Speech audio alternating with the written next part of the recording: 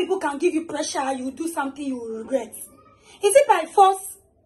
Who first put pressure on these people to marry that they couldn't get a marriage planner to plan their things for them? Look at it. In Africa here, if we are getting married, the ladies' kente should appear in a gentleman's attire. But here's the case, the man is wearing all full colored without the ladies' kente because it's forced. He's not happy. Look at his face. He's not happy.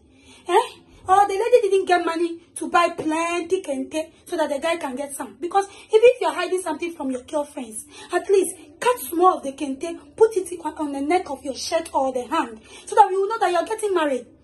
Look at some toy things you are doing that they say we know if we do and we do them shock. Who shock? Think about the cry you are going to cry afterwards. Like the way when you were dating, you were crying. Me, I know shock. We know you are married, you are pregnant. That's why you are forcing the marriage.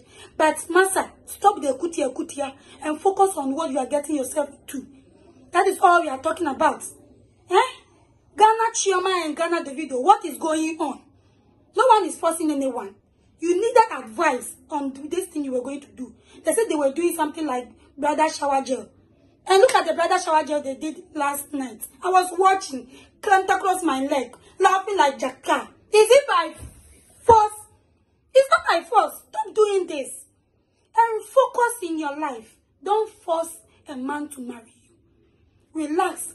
And the marriage will be beautiful. Look at these toy things. Me, I'm tired though. Me, I speak the truth.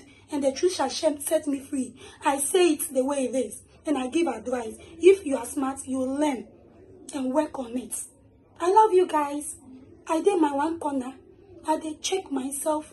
Kiss, kiss. Mwah.